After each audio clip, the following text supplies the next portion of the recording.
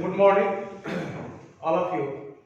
आज हम लोग बात करेंगे नेक्स्ट चैप्टर में सीजीएल आपका 2019 का जो हमारे पास बचा हुआ जो सेट था ये आपका इंप्रूवमेंट का। पिछले क्लास में पिछले वीडियो में हम लोग ने बात किया था सेट नंबर 2 से सेट नंबर 10 की ओर, एंड लास्ट आज हम लोग बात करेंगे आपका इंप्रूवमेंट आपके पास सेट नंबर 11 से सेट नंबर 18 तक। तो सबसे पहले चलिए स्टार्ट किया जाए फर्स्ट क्वेश्चन नंबर फर्स्ट पे हम लोग बात करते हैं। बहुत ही अच्छा क्वेश्चन है हमारा। ठीक है, फर्स्ट क्वेश्चन के बारे में अगर हम लोग बात कर लेते, if you will get married they will probably हो गए सेटल इन मुंबई। तो अब यहां से क्वेश्चन के बारे में देखिए, बहुत अच्छा टेक्निक के बारे में हम लोग पहले बात कर लेंगे क्या क्वेश्चन कर रहा। इसमें सबसे पहला क्वेश्चन एक आता है, ध्यान दे दिया जाए कि अब हम लोग बात कर ले पहले कंडीशन के बारे में। एक बात हम लोग समझ ले फिलहाल कंडीशन के बारे में। तो कंडीशन के बारे में जब हम लोग समझना स्टार्ट करते हैं, देखिए कंडीशन जो होता है वो तीन तरह से रिलेट करता है। ध्यान दिया जाए क्वेश्चन पे, तो कंडीशन भैया हो गया आपका तीन तरह से क्वेश्चन को रिलेट करता है। तो कंडीशन हो गया आपका एक प्रेजेंट,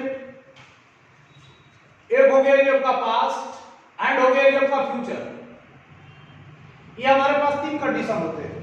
क्वेश्चन को थोड़ा सा गौर करेंगे, बहुत अच्छा क्वेश्चन है।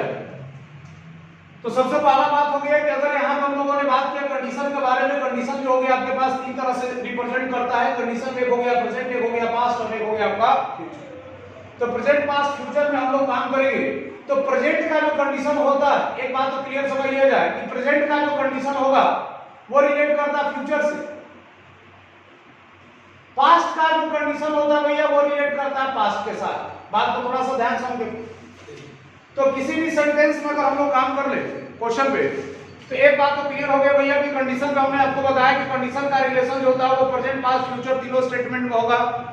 पहला क्वेश्चन हो गया कि प्रेजेंट का जो कंडीशन होता है वो हमेशा फ्यूचर के साथ एंड पास्ट का जो कंडीशन होता है वो हमेशा पास्ट के साथ। तो सबसे पहला क्वेश्चन हो गया आपका कि प्रेजेंट हो गया पास्ट और फ्यूचर में हमने बात किया, तो प्रेजेंट से फ्यूचर एंड पास्ट से हो गया आपका पास्ट। तो अब यहाँ पे क्वेश्चन आ गया कि प्रेजेंट से जब फ्यूचर पे हम लोग काम करते हैं, थोड़ा सा ध्यान दिया जाए कि प्रेजेंट से जब हम लोग फ्यूचर पे काम करते हैं भैया, तो प्रेजेंट में हो गया आपका V1 एंड V5 ये बताएगा आपका, और फ्यूचर में हो गया आपके पास शैल और विल प्लस V1। तो शैल विल प्लस V1 हो गया आपका फ्यूचर एंड प्रेजेंट हो गया आपका V1 और V5 एंड प्रेजेंट में ये जो V1 V5 में ये बताता है कंडीशन। ये हो गया आपका कंडीशन। कंडीशन में जिसमें प्रेजेंट फ्यूचर दिया गया हो उसका रिलेशन हमेशा V1 और V5 के साथ, दूसरा जो रिलेशन होगा वो हमेशा शैल विल प्लस V1। तो सबसे पहला क्वेश्चन की बात आ गई आपका कि कंडीशन उसका ये है कि जब उन लोगों की भैया शादी हो जाएगी तो वो लोग मुंबई में जाकर सेटल हो जाएगा। तो मुंबई में वो सेटल तब होगा जब उसकी शादी होगी। तो शादी होना उसका एक कंडीशन था। और कंडीशन में आपने देखा कि दोनों स्टेटमेंट को रखा गया फ्यूचर में, जो कि 100% गलत है। कंडीशन में हमने बताया कि प्रेजेंट और फ्यूचर के रिलेशन में आते हैं। प्रेजेंट और फ्यूचर में जब हम रिलेशन करते हैं तो हमने कहा कि जो कंडीशन होगा वो भैया हो गया V1 और V5 और विदाउट कंडीशन जो होगा वो हो गया आपका शैल विल प्लस V1। तो कंडीशन ये था कि जब उनकी शादी होगी तो वे लोग मुंबई में जाएंगे, तो मुंबई में वो सेटल तब होगा जब उनकी शादी होगी। तो सबसे पहले हम लोगों ने कंडीशन पे काम किया। तो कंडीशन में भैया V1 और V5 जो कि दिया नहीं गया है, और विदाउट कंडीशन जो होगा वो हो गया आपके पास future shall will plus V1 जो कि दिया गया है। काम हमको यहाँ पे करना था। तो अब एक बात और समझ लिया जाए कि अगर किसी सेंटेंस में आपको गेट दिख गया हो, तो गेट के बाद अगर कोई वर्ब होता है वो हो गया आपका V3। गेट के बाद आने वाला जो वर्ब होगा वो हो गया आपका V3। अब यहां से हम लोग क्वेश्चन में बात कर रहे, तो गेट तो होगा ही होगा और उसके बाद V3 हो गया, लेकिन यहां से विल को आप हटा दे तो इफ दे गेट हो गया मैरिड। और ऐसे ऑप्शन की तलाश करें तो ऑप्शन में जाएगा आपका इफ दे गेट हो गया आपका मैरिड। तभी हमने फिलहाल क्वेश्चन के हिसाब से बताया प्रेजेंट के साथ फ्यूचर। समय आने पर हम लोग तीनों के बारे में बात करेंगे, क्वेश्चन ऐसे मिलेंगे तुरंत। तो क्वेश्चन नंबर 1 का आंसर बनेगा option number C, if they get married. Question number 2 के बारे में अगर हम लोग बात कर रहे भैया, तो क्वेश्चन नंबर 2 में बहुत अच्छा क्वेश्चन आ गया। कल भी हम लोगों ने बात किया था इस पे। पिछले वीडियो में हमने बताया कुछ ऐसे वर्ब होते हैं जिसके बाद बिफोर होता है। उसमें start, stop, look forward to, mind, enjoy, finish, बहुत सारे ऐसे वर्ब हैं जिनके बाद आने वाला जो वर्ब होगा वो हमेशा बिफोर फॉर्म में काम करता है। इसमें एक वर्ड आ गया स्टॉप, और स्टॉप यही आपका अंडरलाइन है। स्टॉप टू लाफ ये हमारे पास अंडरलाइन वर्ड हो गया। They stop to laugh as soon as the teacher entered the classroom। सबसे पहले क्वेश्चन में देख लिया जाए स्टॉप टू लाफ। थोड़ा सा इसको हम लोग आपको समझा देते हैं। तो अब यहाँ पे जब हम लोग क्वेश्चन में बात कर ले भैया, तो यहाँ पे एक बात आपने देखा स्टॉप प्लस बिफोर, और एक बात आपको हम समझा दे, स्टॉप के बाद 2 प्लस v1, ये दोनों रिलेशन बनते हैं। ऐसा नहीं है कि नहीं होगा। तो स्टॉप 2 प्लस v1 भी होता है, स्टॉप v4 भी होता है। दोनों का रीजन क्या बोले आपको हम समझा दे। यहाँ पे बात आ गई कि stop to laugh as soon as the enter हो गया जो आपके पास the teacher enter the classroom. जैसे ही शिक्षक, जैसे ही टीचर अपना क्लासरूम में इंटर किए, वो क्या करने लगे भैया, ये लोग हंसने लगे। यहाँ बात हंसने लगे मतलब हंसने के बारे में बात हो रहा है। तो हंसने लगे मतलब स्टॉप प्लस v4, और स्टॉप 2 प्लस v1 करने का मतलब ये हो गया आपका कि स्टॉप टू लाफ, मतलब ये लोग हंसने के लिए रुके। यहाँ हंसने के लिए रुकने की बात नहीं कर रहा भैया, यहाँ बात कर रहे वो हंसने लगे जैसे ही टीचर क्लासरूम में इंटर किया। तो इंटर जो वर्ड हो गया, ये बता रहा था कि स्टेटमेंट जो हो गया भैया आपका पास्ट। तो पास्ट का रिलेशन हमेशा पास्ट के साथ रिप्रेजेंट करते हैं। एज सून एज आपका हो गया कंजंक्शन, कंजंक्शन के बाद का स्टेटमेंट हमारा पास्ट को शो कर रहा है। तो कंजंक्शन के पहले का भी स्टेटमेंट पास्ट को ही शो करेगा क्योंकि एक्टिविटी पास्ट की। तो स्टॉप तो आपका सही है, लेकिन टू लाफ के जगह पे आपके पास होना चाहिए था लाफिंग। और जब ये लाफिंग होगा तो इस आधार पर अगर क्वेश्चन की तलाश करें तो ऑप्शन बनेगा आपके पास क्वेश्चन नंबर 2 का ऑप्शन हो गया आपका बी, स्टॉप हो गया आपका लाफिंग। फिर आगे देखिए कंडीशन वाले क्वेश्चन पे हम लोगों ने फिर काम किया, और यहां पे देखिए बहुत अच्छा क्वेश्चन हो गया। If he does not score 40% in all the students, he would not be promoted to the next class। यहां पे क्वेश्चन में देखिए बात आ गया कि आपको अगले क्लास में प्रमोट तब तक नहीं किया जाएगा जब तक आप हर सब्जेक्ट में 40% मार्क्स नहीं लाते हैं। यहां पे भी आगे भैया आपका कंडीशन ये है आपके पास कि जब तक आप 40% मार्क्स हर सब्जेक्ट में नहीं लाते हैं तब तक आपको अगले क्लास के लिए प्रमोट नहीं किया जाएगा। तो अगले क्लास के लिए प्रमोट तब तक नहीं किया जाएगा जब तक आपका मार्क्स 40% नहीं होता है। तो 40% के लिए आपके पास ये हो गया कंडीशन। और कंडीशन हमने कहा कि जब प्रेजेंट से फ्यूचर की ओर जाता है तो वो v1 और v5 होता है, जो कि दिया गया does not score. Does not score condition है जो कि v1 v5 को रिलेट कर रहा है।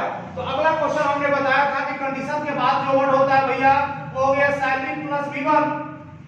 तो यहाँ पे सैलरी प्लस v1 से बारी बात होगा नहीं क्योंकि आपको प्रमोट नहीं किया जाएगा, लाइन पैसिव में जा रहा है। तो मॉडल के हिसाब से अगर हम लोग काम कर ले तो बात हो जाएगा विल नॉट बी, तो will not be promoted to the next class. ऐसा ऑप्शन की तलाश में चले तो ऑप्शन नंबर हो जाएगा आपका 1। क्वेश्चन नंबर चलते आपका 4 की तरफ। आपका नो सुन the chief minister state in then हो गया आपका बम हो गया आपका एक्सप्लोडेड। तो सबसे पहला क्वेश्चन आ गया आपका नो सुन कोई वर्ड होता नहीं। अब नो सुन वर्ड नहीं होता है आपका, तो इसके पिछले हमने क्लास में आपको प्रोस्टेस वाले सीरीज हो गया या फिर आपका एरर बेस हो गया आपका सीरीज या फिर इंप्रूवमेंट हम लोगों ने काम किया था। बहुत अच्छा क्वेश्चन। आपको स्ट्रक्चर हमने कहा कि एक स्ट्रक्चर होता है नो सुनर के साथ या तो डिड हो गया भैया या फिर हैड। नो सुनर डिड या हैड प्लस सब्जेक्ट, डिड को फॉलो करते हैं तो भी, हैड को करते हैं तो भीतरी। उसके बाद हो गया जी आपका नो सुनर के साथ and subject plus. Same condition apply होता है आपके पास कि अगर आपके पास हो गया हार्डली हो गया या फिर हो गया स्कार्सली, इसके साथ भी आपके पास हो गया डिड हो गया भैया या हैड। अगर डिड हो गया तो आपके पास v1, हैड हो गया जी आपका तो भीतरी, हार्डली स्कार्सली फॉलो करता है वेन को और सब्जेक्ट प्लस डिड। तो सेम कंडीशन के हिसाब से अगर बात कर ले तो नो सुनर हो गया भैया आपका डिड द चीफ मिनिस्टर। अब यहाँ पे बात आ गया कि डिड होगा या हैड होगा, तो डिड और हैड दोनों का ऑप्शन आपके पास है। तो अब हमने क्वेश्चन को जब देखा कि यहाँ पे स्टेप जो हो गया भैया वो हो गया v1 और हैड जो होता है वो लेता है आपका भीतरी। तो जब v1 लेगा तो ऑप्शन नंबर आपका बनाना पड़ेगा। एंड नेक्स्ट क्वेश्चन की तरफ हम लोग चलते हैं। Question number 5। Mother was watching a movie. मां जो है वो मूवी देख रही थी। वेन कब, तो जब भैया लाइट जो था वो क्या हो गया जब कट गया। तो जब लाइट कट गया उस समय मां जो थी वो मूवी देख रही थी, मतलब मूवी देखने का काम। तो अब एक बात आप समझ ले कि अगर क्वेश्चन हो गया आपका कि टू शो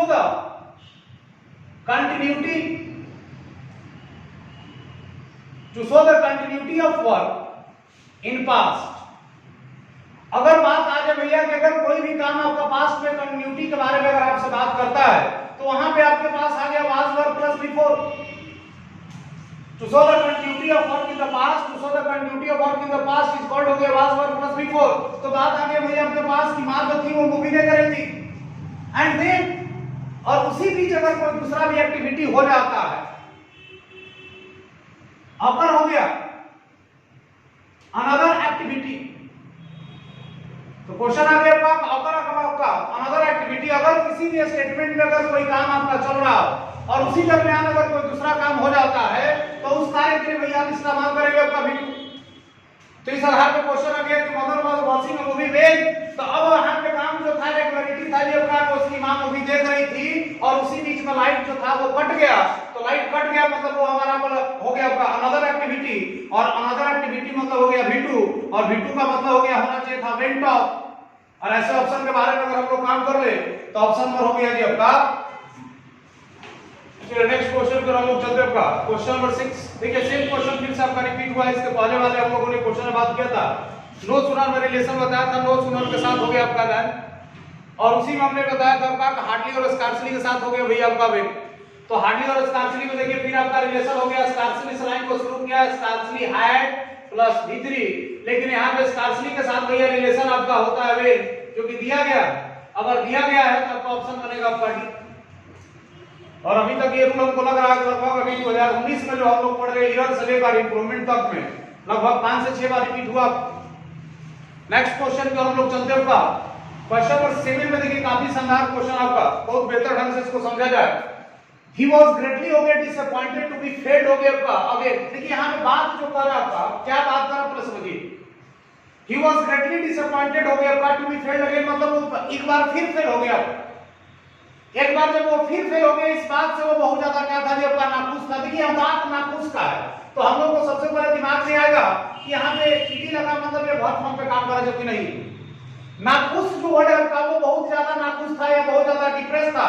तो नाखुश जो है ये बता रहा है किसके बारे में, ही के बारे में, और ही के बारे में जो बता रहा भैया तो ये सब्जेक्ट से जब रिलेट किया इसका मतलब ये लाइन हो गया कि आपका जब सब्जेक्ट से रिलेट हुआ तो एडजेक्टिव, किसी भी सेंटेंस में अगर कोई भी वर्ड सब्जेक्ट के लिए आता हो तो समझ ले कोई एडजेक्टिव फॉर्म पे है। और यहाँ पे बात हो गया कि वाज ग्रेटली हो गया डिसअपॉइंटेड, को बहुत ज्यादा नाखुश था, एडजेक्टिव को क्वालिफाई कर दिया कि वर्ड हो गया आपका एडजेक्टिव वर्ब। और किस बात से नाखुश था ये आपका, क्योंकि वो फिर बार एक बार फिर हो गया।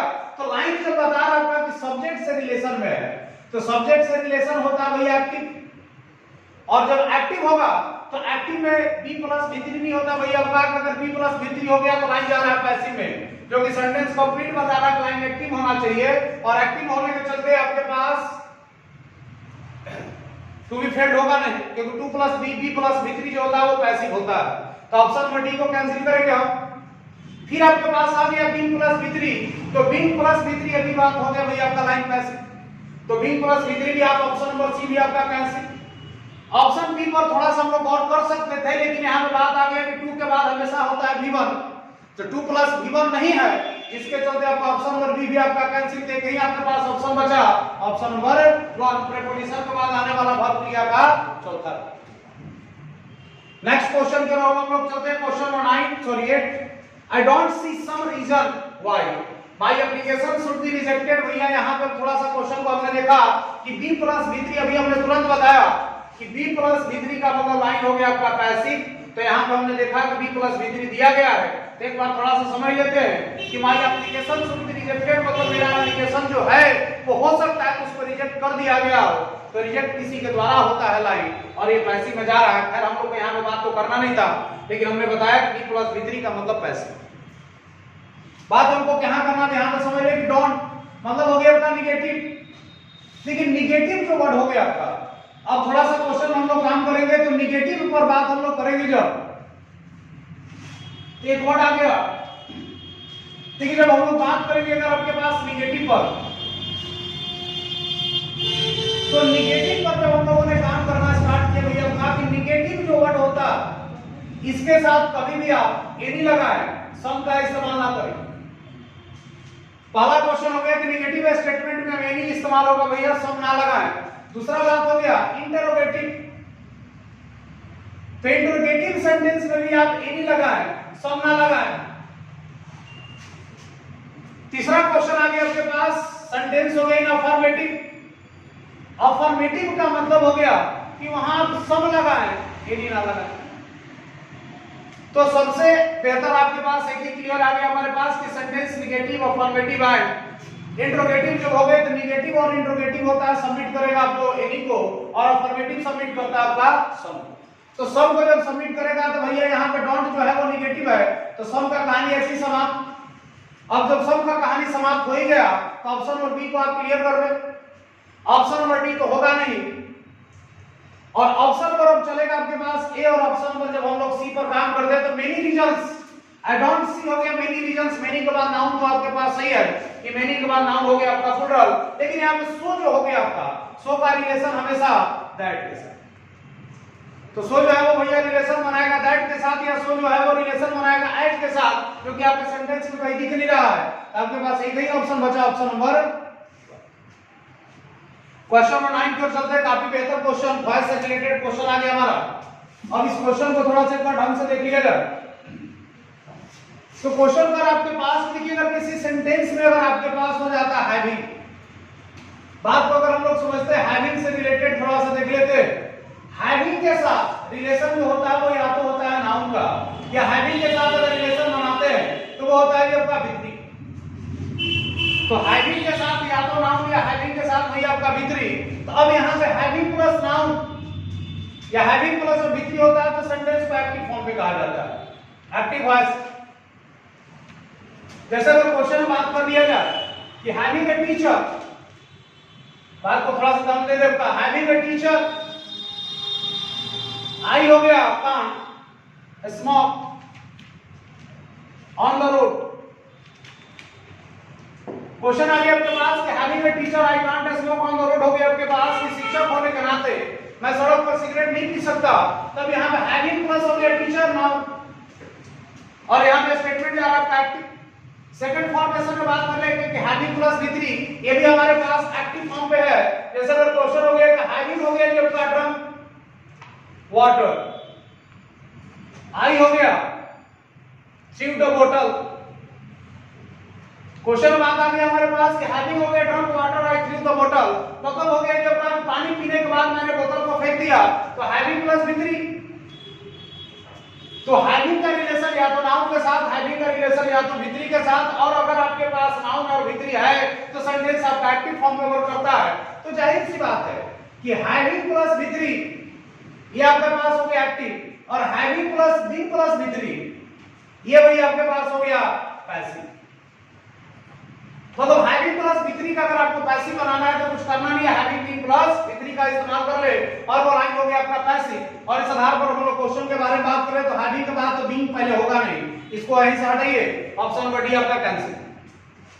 हैविंग के बाद बी वर्ड होता नहीं है जब तो ऑप्शन नंबर सी को आप कैंसिल करेंगे। हैविंग के बाद बी वर्ड होता नहीं है तो ऑप्शन नंबर बी भी आपका कैंसिल। एक ही आपके पास ऑप्शन बचा option number 1 having plus B plus भित्री। नेक्स्ट क्वेश्चन की तरफ हम लोग फिर से चलते हैं। आपके पास एक वर्ड आपके पास आ जाता है अनलेस और अनटिल के बारे में थोड़ा सा जान लें। क्वेश्चन में हम लोगों ने काम किया अनलेस और अनटिल पे जब हम लोगों ने काम करना स्टार्ट किया ठीक है। सबसे पहला क्वेश्चन अनलेस और अनटिल में क्या है।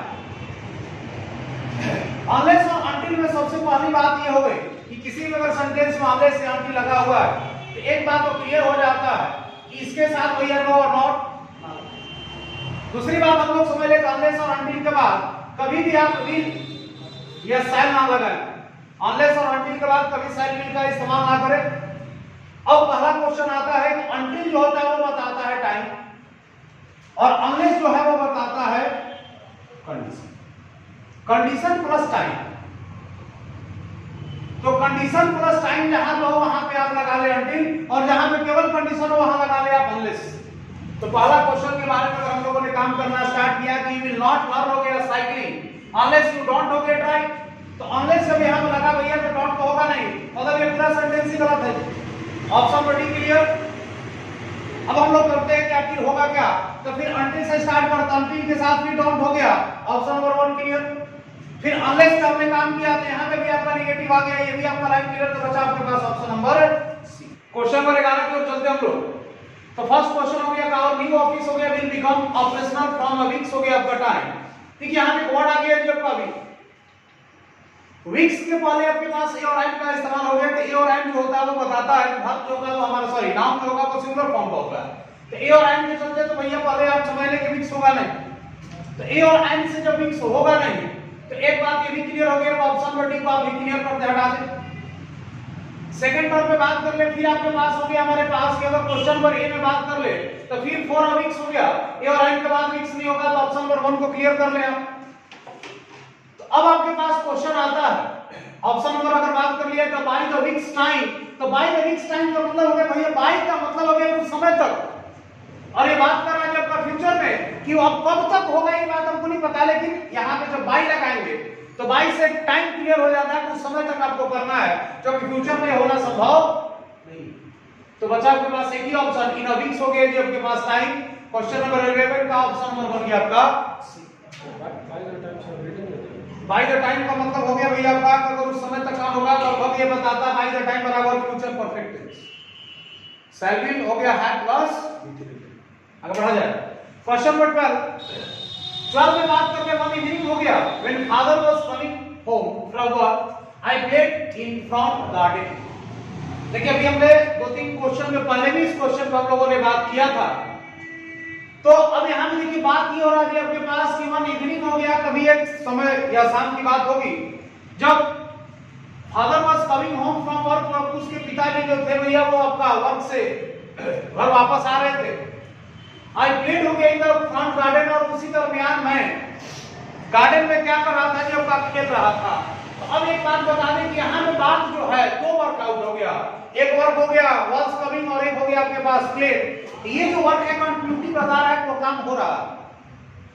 तो ये कंटिन्यूटी जब बता रहा है तो वाज कमिंग फ्रॉम वर्क, जब वो लौट रहे थे उसी दरमियान मैं अपने बगीचे में खेला या खेल रहा था।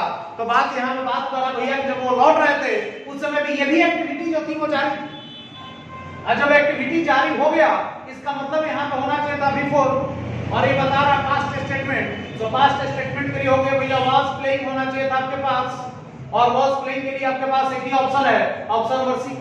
कभी-कभी सर व्हेन भी वाइल की तरह यूज होता है। तो व्हेन के बाद भैया हो गया आपका वाइल जो बताता है वो कंटिन्यूटी ऑफ टाइम बता देगा आपके पास, और व्हेन जो होता है वो इंडिकेशन ऑफ टाइम होता है। तो कंटिन्यूटी जब होता है तो वाइल और इंडिकेशन ऑफ टाइम हो गया तो व्हेन। नेक्स्ट क्वेश्चन पर चलते हैं हम लोग क्वेश्चन नंबर 13 में। I was sitting at home doing nothing when I and heard हो गया दैट सॉन्ग अगेन। तो क्वेश्चन हो गया I was sitting at home doing nothing हो गया, फिर आई हैड हर्ड हो गया दैट सॉन्ग अगेन। अब यहां पे देखिए क्वेश्चन बहुत बेहतर आ गया। आई वाज सिटिंग, तो सीट जो वर्ड है सीट हो गया स्टैंड हो गया आपका स्लीप, ये ऐसे वर्ब होते हैं जिनमें हमेशा कंटिन्यूटी होता है। तो I was sitting at home मतलब क्वेश्चन कर रहा है कि मैं भैया अपना बैठा था घर पे डूइंग नथिंग, लेकिन उस समय मैं कुछ कर नहीं रहा। कब? जब I had heard that song again, मतलब मैंने उस गाने को जब दोबारा सुना, जब वो गाना दोबारा बजा आपका, तो वहां पे उस दरमियान में घर पे बैठा कुछ कर नहीं रहा था। अब एक बात समझ लिया जाए, थोड़ा सा ध्यान दिया जाए, to show the past activity. देखिए बात यहां पे एक ही बात आप समझ लें कि अगर किसी भी सेंटेंस में to show the past activity, अगर पास्ट की कोई एक्टिविटी अगर आपको रिप्रेजेंट करना हो तो वहां पे आप हमेशा भी का रिलेशन बनाएं। किसी भी सेंटेंस में अगर पास्ट की एक्टिविटी बताना हो भैया आंख बंद कर V2 का आप इस्तेमाल करें, और इसका टेक्निकली आपको हम बता दें कि अगर वेन के साथ रिलेशन होता है तो वेन के साथ हमेशा अब जिस हिसाब से आप समझ लें कि पास्ट एक्टिविटी मतलब V2, और वेन से जब पास्ट का रिलेशन बनेगा वो हमेशा V2 के साथ बनता है। अब वेन के साथ जब पास्ट का रिलेशन आपको बनाना है तो टेक्निकली अगर हम लोग ध्यान दें तो क्वेश्चन का हो गया आपका ऑप्शन नंबर 1। नेक्स्ट क्वेश्चन पर हम लोग चलते हैं 14 में। Long after those 5 horses finish हो गया drinking water from the track and old हो गया horse appeared over the bro of the हिल। अब यहां पे की बात कर रहा है कि लॉन्ग आफ्टर दोज 5 हॉर्सेस। तो अब यहां पे बात को पहले हम लोगों ने समझ लिया, और इसके पहले भी हम लोगों ने वीडियो में बात किया था।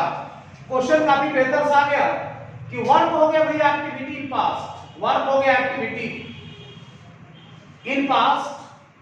पास्ट के वर्क एक्टिविटी पर जब आपने बात करना स्टार्ट किया तो वर्क अगर 1 हो जाए तो 1 वर्क मतलब हो गया had plus V3, and second work हो जाए भैया आपके पास V2। ये भी आपका रूल अभी तक क्वेश्चन में हमारे इरर और इंप्रूवमेंट मिला के लगभग 3-4 बार क्वेश्चन रिपीट हुआ तो क्वेश्चन में आ गया कि वर्क अगर 1 होता है तो हाइट प्लस v3, वर्क 2 हो गया भैया तो आपके पास v2। तो क्वेश्चन को अगर हम लोग स्टार्ट करते हैं तो क्या एन ओल्ड हो गया horse appeared over the bro of hill, appeared हो गया आपके पास v2।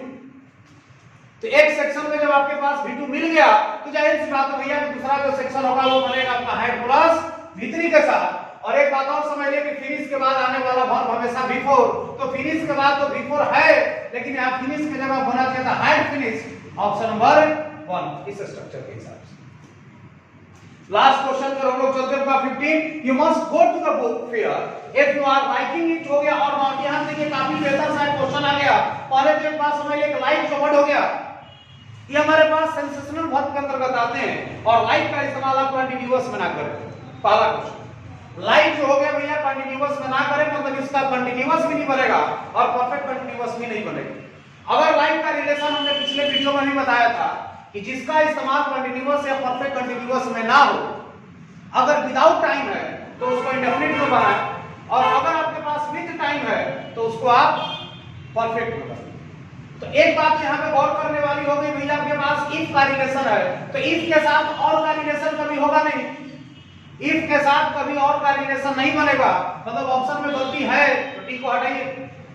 इफ का रिलेशन कभी और से बनेगा नहीं तो ऑप्शन को सी को हटा दे और इफ का रिलेशन और ऑल्दो और वेदर एक आ गया भैया। तो एक बात तो पहले समझ ले कि ऑल्दो हो गया चाहे अगर आपके पास 2 हो गया इसका रिलेशन होता है येट से, ऑल्दो और 2 का रिलेशन हो गया येट। और एक वर्ड आप समझ ले कि वेदर जो हो गया इसका रिलेशन होता है और से, तो एक ही आपके पास ऑप्शन है ऑप्शन नंबर। इस तरह से हम लोगों ने सीजीएल 2019 का पूरा एरर का सेट हमने कंप्लीट कर लिया और आज हमने आपका पूरा इंप्रूवमेंट आपको हमने क्लियर कर दिया। कुछ लोगों का डिमांड है कि भी एलडीसी का एग्जाम होने वाला है जिसमें वॉइस और नरेशन की काफी बेहतर रिस्पांसिबिलिटी होती है, तो कुछ ऐसा पढ़ा जाए ताकि वॉइस और नरेशन आपके पास जो भी क्वेश्चन अराइज किए जाए वो बन जाए। तो हम लोग अगले वीडियो में अगले सेशन में हम लोग काम करने वाले हैं वो वॉइस का हम काम करेंगे और वॉइस को हम लोग टेक्निकली पढ़ेंगे ताकि क्वेश्चन ज्यादा से ज्यादा बन सके। Thank you.